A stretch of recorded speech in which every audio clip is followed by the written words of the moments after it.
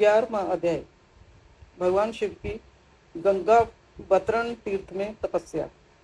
ब्रह्मा जी बोले, नारद, गिरिराज हिमालय की पुत्री पार्वती, जो साक्षात जगदम्बा का अवतार थी, जब 8 वर्ष की हो गई तब भगवान शिव को उनके जन्म का समाचार मिला। तब उस अद्भुत बालिका को हृदय में रखकर वे बहुत प्रसन्न हुए। तब उन्होंने अपने मन को एकाग्र कर तपस्या करने के विषय में सोचा।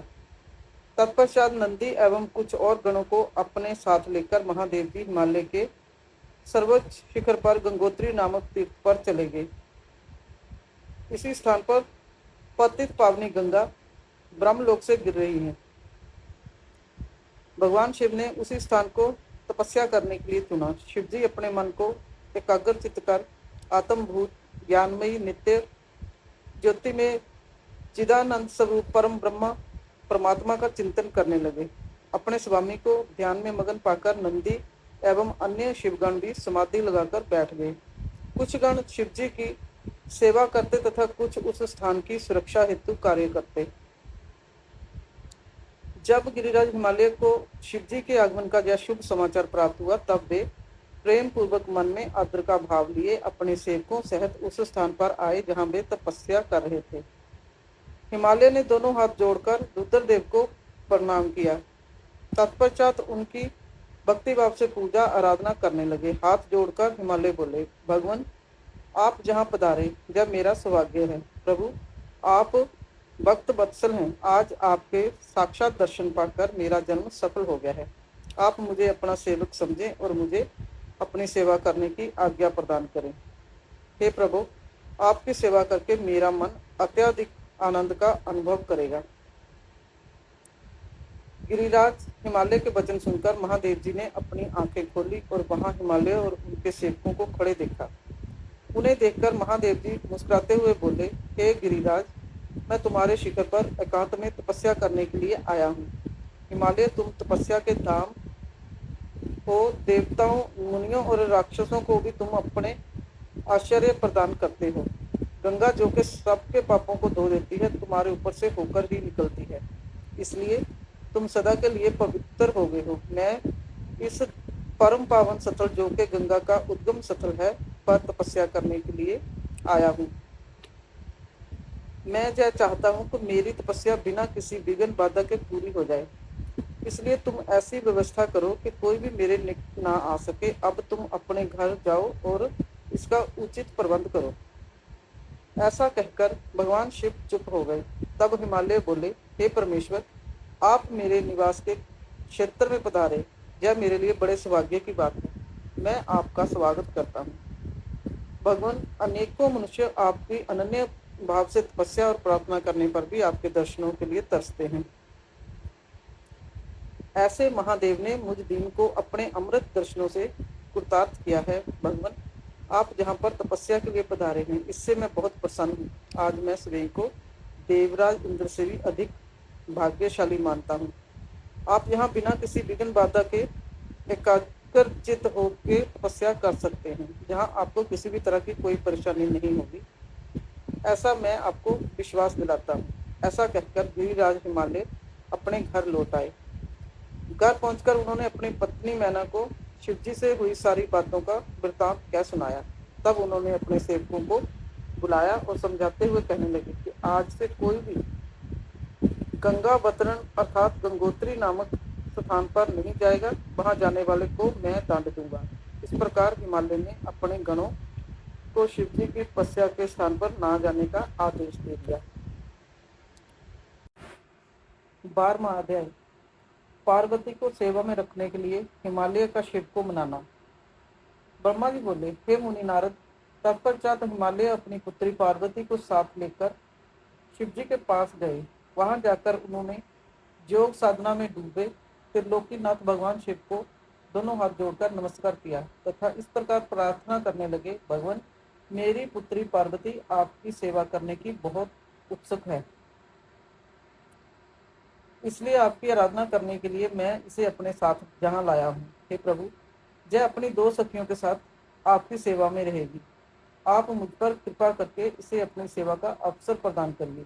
तब भगवान शिव ने उस परम सुंदरी हिमालय कन्या पार्वती को देखकर अपनी आंखें बंद कर ली और पुण्य परम ब्रह्मा के स्वरूप का ध्यान करने में निमग्न हो गए। उस समय सर्वेश्वर एवं सर्वव्यापी शिवजी तपस्या करने लगे। यह देखकर हिमालय इस सोच में डूब गए कि भगवान शंकर उनकी तपस्या स्वीकार करेंगे या नहीं करेंगे। तब एक बार पुण्य हिमालय ने दोनों हाथ जोड़कर शिवजी के चरणों में प्रणाम किया और बोले, हे देवादि देव महादेव, हे भोलेनाथ, हे शिव शंकर, मैं दोनों हाथ जोड़े आपकी शरण में आया हूँ। कृपया आंखें खोलकर मेरी ओर देखिए। भगवान, आप सभी विपत्तियों को दूर करते हैं। हे भक्त वत्सल, मैं रोज अपनी पुत्री के साथ आपके दर्शनों के लिए यहाँ आऊंगा। कृपया मुझे आज्ञा प्रदान कीजिए।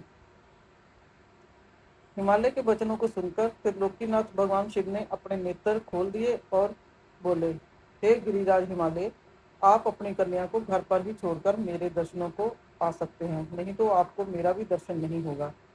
महेश्वर की ऐसी बात सुनकर हिमालय ने अपना मस्तक झुका दिया और शिवजी से बोले, हे प्रभु, हे महादेव जी, कृपया जय बताइए कि मैं अपनी पुत्री के साथ आपके दर्शनों के लिए क्यों नहीं आ सकता।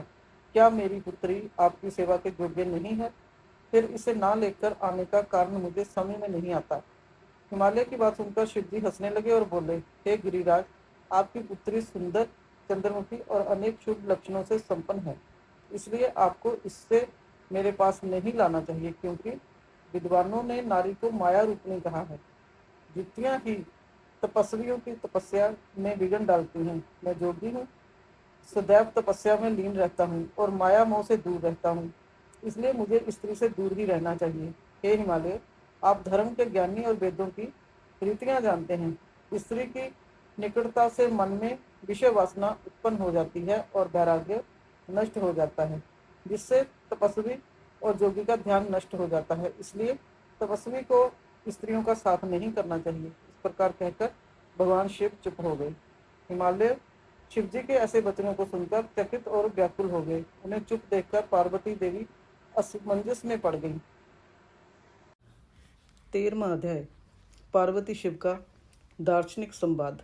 भगवान शंकर के वचन सुनकर पार्वती जी बोली, जोगीराज, आपने जो कुछ भी मेरे पिता श्री गिरिराज हिमालय से कहा, उसका उत्तर मैं दे देती हूँ। अंतर्यामी, आपने महान तप करने का निश्चय किया है। ऐसा करने का निश्चय आपने शक्ति के कारण ही लिया है। सभी कर्मों को करने की जय शक्ति ही प्रकृति है। प्रकृति ही सबकी सृष्टि, पालन और संहार करती है। प्रभु, आप थोड़ा विचार करें, प्रकृति क्या है और आप कौन हैं? यदि प्रकृति ना हो तो शरीर तथा स्वरूप किस प्रकार हों? आप सदा प्राणियों के लिए वंदनीय और चिंतनीय हैं। जय सब प्रकृति के ही कारण है। पार्वती जी के वचनों को सुनकर उत्तम लीला करने वाले भगवान शिव हंसते हुए बोले, मैं अपने कठोर तप द्वारा प्रकृति का नाश कर चुका हूँ। अब मैं तत्व रूप में स्थित हूँ। साधु पुरुषों को प्रकृति का संग्रह नहीं करना चाहिए। भगवान शिव के इस प्रकार के वचनों को सुनकर पार्वती हंसती हुई बोली, हे करुणानिधान कल्याणकारी जोगीराज, आपने जो कहा, क्या वह प्रकृति नहीं है? तो फिर आप उससे अलग कैसे हो सकते हैं? बोलना या कुछ भी करना, अर्थात हमारे द्वारा किया गया हर क्रियाकलाप ही प्रकृति है। हम सदा ही प्रकृति के वश में हैं। यदि आप प्रकृति से अलग हैं तो ना आपको बोलना चाहिए और ना ही कुछ और करना चाहिए, क्योंकि ये कार्य तो प्रकृति के हैं, अर्थात प्राकृत हैं। भगवान, आप हंसते, सुनते, खाते, देखते और करते हैं, वह सब भी तो प्रकृति का ही कार्य है। इसलिए व्यर्थ के वाद विवाद से कोई लाभ नहीं है। यदि आप वाकई प्रकृति से अलग हैं तो इस समय जहाँ तपस्या क्यों कर रहे हैं? सच तो यह है कि आप प्रकृति के वश में हैं और इस समय अपने स्वरूप को खोजने के लिए ही तपस्या में लीन रहना चाहते हैं। जोगीराज, आप किस प्रकार की बात कर रहे हैं? थोड़ा विचार कर कहें। यदि आपने प्रकृति का नाश कर डाला है तो आप किस प्रकार विद्यमान रहेंगे? क्योंकि संसार तो सदा ही प्रकृति से बंधा हुआ है। क्या आप प्रकृति का जय तत्व नहीं जान रहे हैं कि मैं ही प्रकृति हूँ, आप पुरुष हैं। जय पूर्णतः सच है। मेरे ही कारण आप सद्गुण और साकार माने जाते हैं। भगवान, आप जितेंद्रिय होने पर भी प्रकृति के अनुसार ही कर्म करते हैं। हे महादेव, यदि आप यही मानते हैं कि आप प्रकृति से अलग हैं तो आपको मेरी किसी भी सेवा से और किसी भी प्रकार से डरना नहीं चाहिए। पार्वती के मुख से निकले सांख्य शास्त्र में डूबे हुए वचन सुनकर भगवान शिव निरुत्तर हो गए। तब उन्होंने पार्वती जी को अपने दर्शन और सेवा करने की आज्ञा प्रसन्नतापूर्वक प्रदान कर दी। तत्पश्चात भगवान शिव पर्वतराज हिमालय से बोले, हे गिरिराज हिमालय, मैं तुम्हारे इस शिखर पर तपस्या करना चाहता हूँ। कृपया मुझे इसकी आज्ञा प्रदान करें। देवादिदेव भगवान शिव के इस प्रकार के वचनों को सुनकर गिरिराज हिमालय दोनों हाथ जोड़कर बोले, हे महादेव, यह पूरा संसार आपका ही है। सभी देवता, असुर और मनुष्य सदैव आपका ही पूजन और चिंतन करते हैं। मैं आपके सामने एक तुच्छ मनुष्य हूँ। भला मैं आपको किस प्रकार आज्ञा दे सकता हूँ? प्रभु, यह आपकी इच्छा है। आप जब तक जहाँ निवास करना चाहे कर सकते हैं। गिरिराज के इन वचनों को सुनकर भगवान शिव मुस्कुराने लगे और आदरपूर्वक हिमालय से बोले, अब आप जाइए। अब हमारी तप करने की इच्छा है। तुम्हारी कन्या नित्य आकर मेरे दर्शन कर सकती है और मेरी सेवा करने की भी मैं उसे आज्ञा देता हूँ। लोक कल्याणकारी भगवान शिव के इन उत्तम वचनों को सुनकर हिमालय और पार्वती जी बहुत प्रसन्न हुए।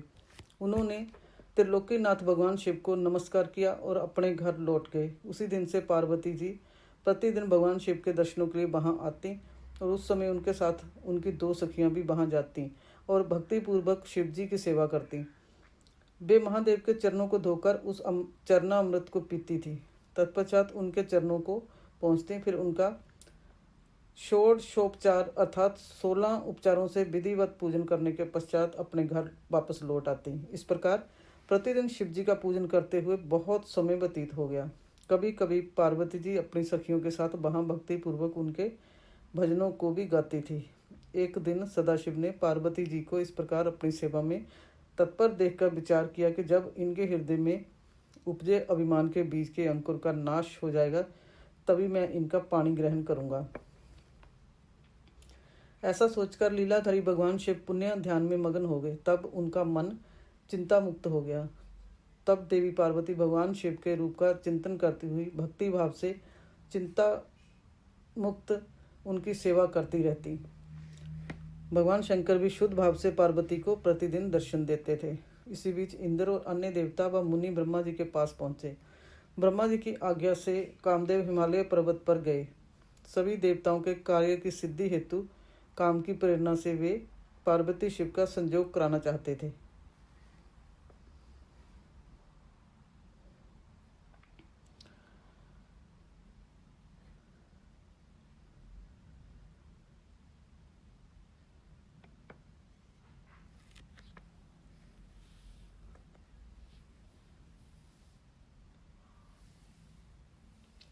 इसका कारण यह था कि महापरकर्मी तारकासुर ने ऋषि मुनियों और देवताओं की नाक में दम कर रखा था।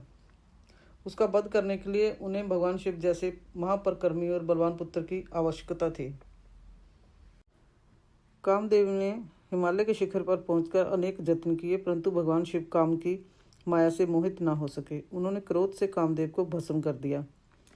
अब शक्ति में ही समर्थ्य थी कि शिव को मोहित कर वे देवताओं की इच्छा को साकार करती। इसलिए काम के अनंग होने के बाद जन कल्याण के लिए तथा अपने व्रत को पूरा करने के लिए पार्वती ने मन ही मन शिव जी को पति रूप में पाने का दृढ़ निश्चय कर लिया।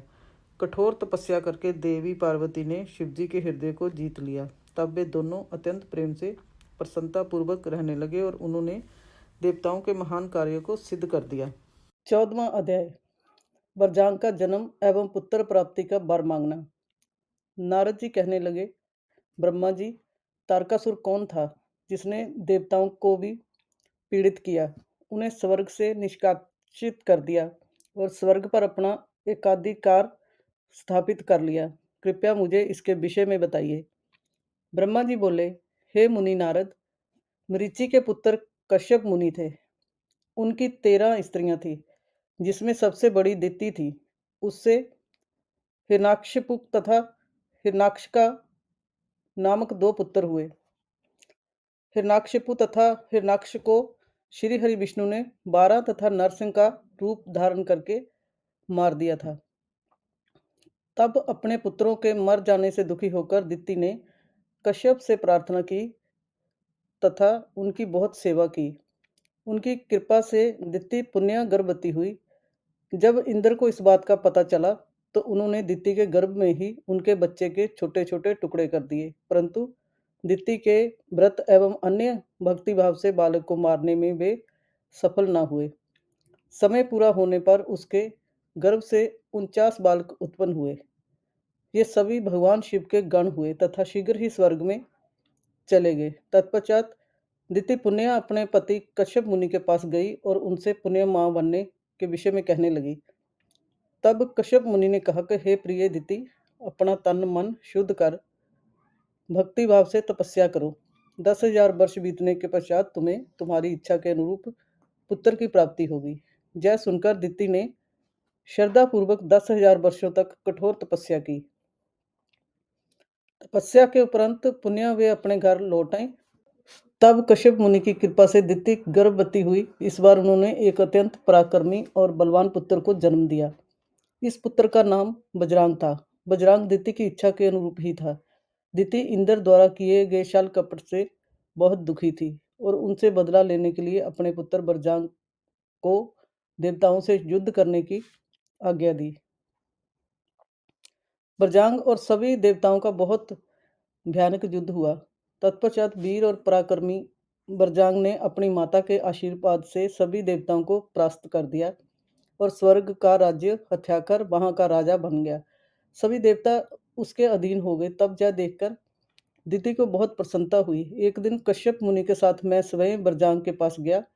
मैंने बजरांग से अनुरोध किया कि वह देवताओं को इंद्र की गलती की सजा ना दे तथा इंद्र सहित सभी देवताओं को क्षमा कर दे। मेरे इस प्रकार कहने पर बजरांग बोला, हे ब्राह्मण, मुझे राज्य का कोई लोभ नहीं है। मैंने इंद्र की दृष्टता के कारण ही ऐसा किया है। इंद्र ने मेरी माता के गर्भ में घुसकर मेरे भाइयों को मारने का प्रयत्न किया था। तभी मैंने इंद्र के राज्य को जीतकर उसे स्वर्ग से निष्कासित कर दिया। भगवान, मुझे भोग विलास की भी कोई इच्छा नहीं है। इंद्र सहित सभी देवता अपने अपने कर्मों का फल भोग चुके हैं। अब मैं स्वर्ग का राज्य इंद्र को वापस सौंप सकता हूँ। मैंने अपनी माता की आज्ञा मानकर यह सब किया है। प्रभु, आप मुझे सार तत्व का उपदेश दें जिससे मुझे सुख की प्राप्ति हो। बजरांग के उद्देश्य को उत्तम जानकर मैंने उसे सात्विक तत्व के बारे में समझाया। फिर मैंने एक सुंदर व गुणी स्त्री उत्पन्न की और उसका विवाह बजरांग से कर दिया। बजरांग ने अपने सभी बुरे विचारों को त्याग दिया, परंतु उसकी पत्नी के हृदय में बुरे विचारों का ही मानो साम्राज्य था। उसकी पत्नी ने उसकी बहुत सेवा की। तब प्रसन्न होकर बजरांग ने कहा, हे प्राण प्रिया, तुम क्या चाहती हो? मुझे बताओ, मैं तुम्हारी इच्छाएं अवश्य पूरी करूंगा। यह सुनकर वह परम सुंदरी बोली, पतिदेव, यदि आप मेरी सेवा से प्रसन्न हैं तो कृपया मुझे इस त्रिलोकी को जीतने वाला महापरकर्मी और बलवान पुत्र प्रदान करिए, जो ऐसा बलवान हो कि समस्त देवता उससे भयभीत रहें। अपनी पत्नी के ऐसे वचन सुनकर बजरांग सोच में डूब गया, क्योंकि वह स्वयं देवताओं से किसी प्रकार का कोई वैर नहीं रखना चाहता था, परंतु उसकी पत्नी देवताओं के साथ शत्रुता बढ़ाना चाहती थी। बजरांग सोचने लगा कि यदि सिर्फ अपनी पत्नी की इच्छा को सर्वोपरि मानकर उसे पूरा कर दिया तो सारे संसार सहित देवताओं एवं मुनियों को दुख उठाना पड़ेगा, और यदि पत्नी की इच्छा को पूरा नहीं किया तो मैं नरक का भागी बनूंगा। तब इस धर्म संकट में पड़ने के बाद उसने अपनी पत्नी की अभिलाषा को पूरा किया। अपनी पत्नी की इच्छा अनुसार पुत्र प्राप्त करने हेतु बजरांग ने बहुत वर्षों तक कठोर तपस्या की। मुझसे वर प्राप्त कर अत्यंत हर्षित होता हुआ बजरांग अपनी पत्नी को पुत्र प्रदान करने हेतु अपने लोक में चला गया। 15वां अध्याय। कामदेव का शिव को मोहने के लिए प्रस्थान। ब्रह्मा जी बोले, नारद, स्वर्ग में सब देवता मिलकर सलाह करने लगे कि किस प्रकार से भगवान रुद्र काम से सम्मोहित हो सकते हैं। शिव जी किस प्रकार पार्वती जी का पाणी ग्रहण करेंगे। यह सब सोचकर देवराज इंद्र ने कामदेव को याद किया। कामदेव तुरंत ही वहां पहुंच गए। तब इंद्र ने कामदेव से कहा, हे मित्र, मुझ पर बहुत बड़ा दुख आ गया है। उस दुख का निवारण सिर्फ तुम ही कर सकते हो। हे काम, जिस प्रकार वीर की परीक्षा रणभूमि में, स्त्रियों के कुल की परीक्षा पति के असमर्थ हो जाने पर होती है, उसी प्रकार सच्चे मित्र की परीक्षा विपत्ति काल में ही होती है। उस समय मैं भी बहुत बड़ी मुसीबत में फंसा हुआ हूँ और इस विपत्ति से आप ही मुझे बचा सकते हैं। यह कार्य देवहित के लिए है, इसमें कोई संशय नहीं है। देवराज इंद्र की बातें सुनकर कामदेव मुस्कुराए और बोले, हे देवराज, इस संसार में कोई मित्र और कौन शत्रु, यह तो वाकई देखने की वस्तु है, इसे कहकर कोई लाभ नहीं है। देवराज, मैं आपका मित्र हूँ, आपकी सहायता करने की पूरी कोशिश अवश्य ही करूँगा। इंद्रदेव जिसने आपके पद और राज्य को छीनकर आपको परेशान किया है, मैं उसे दंड देने के लिए आपकी हर संभव मदद अवश्य करूँगा। अतः जो कार्य मेरे योग्य है मुझे अवश्य बताइए।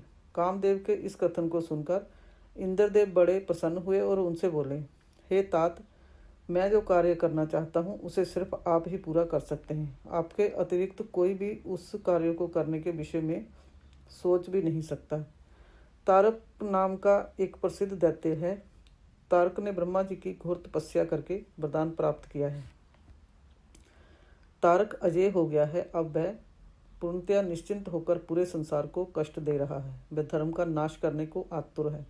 उसने सभी देवी देवताओं और ऋषि मुनियों को दुखी कर रखा है। हम देवताओं ने उससे युद्ध किया, परंतु उस पर अस्त्र शस्त्रों का कोई प्रभाव नहीं पड़ा। यही नहीं, स्वयं श्री हरि का सुदर्शन चक्र भी तारक का कुछ नहीं बिगाड़ सका। मित्र, भगवान शिव के वीर्य से उत्पन्न हुआ बालक ही तारकासुर का वध कर सकता है। अतः तुम्हें भगवान शिव के हृदय में आसक्ति पैदा करनी है। भगवान शंकर इस समय हिमालय पर्वत पर तपस्या कर रहे हैं और देवी पार्वती अपनी सखियों के साथ मिलकर महादेव जी की सेवा कर रही हैं। ऐसा करने के पीछे देवी पार्वती का उद्देश्य प्रभु शिव को पति रूप में प्राप्त करना है, परंतु भगवान शिव तो परम योगी हैं। उनका मन सदैव ही उनके वश में है। हे कामदेव, आप कुछ ऐसा उपाय करें कि भगवान शंकर के हृदय में पार्वती का निवास हो जाए और वे उन्हें अपनी प्राण बलवा बना उनका पानी ग्रहण कर लें। आप कुछ ऐसा कार्य करें जिससे देवताओं के सभी कष्ट दूर हो जाएं और हम सभी को तारकासुर नामक दैत्य से हमेशा के लिए छुटकारा मिल जाए। यदि कामदेव आप ऐसा करने में सफल हो जाएंगे तो हम सभी आपके सदैव आभारी रहेंगे। ब्रह्मा जी बोले, नारद, देवराज इंद्र के कथन को सुनकर कामदेव का मुख प्रसन्नता से खिल गया। तब कामदेव देवराज से कहने लगे कि मैं इस कार्य को अवश्य करूँगा। इंद्रदेव को कार्य करने का आश्वासन देकर कामदेव अपनी पति रति और बसंत को अपने साथ लेकर हिमालय पर्वत पर चल दिए, जहाँ शिवजी तपस्या कर रहे थे।